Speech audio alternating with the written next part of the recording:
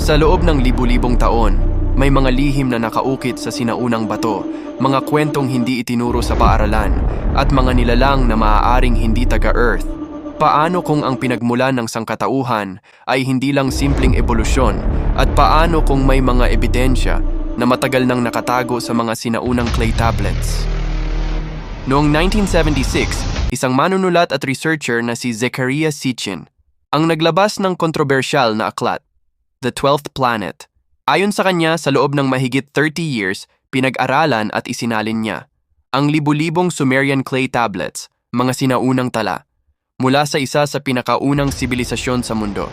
Pero hindi ito simpleng historya. Ito raw ay isang kwento ng mga Diyos na bumaba mula sa langit. Sa mga tablet na ito, paulit-ulit na binabanggit ang mga nilalang na tinatawag na Anunnaki.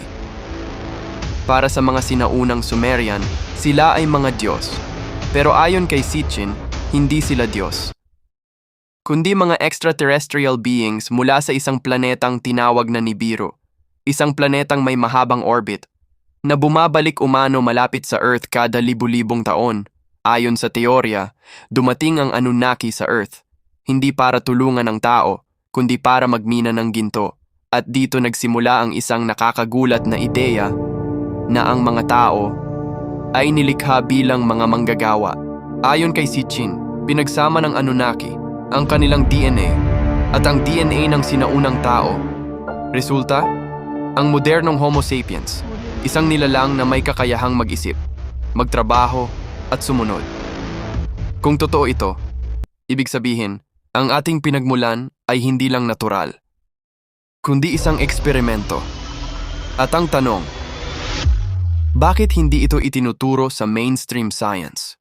Ang mga clay tablets na ito ay natagpuan sa lugar ng sinaunang Mesopotamia, ang tinatawag ngayong Iraq.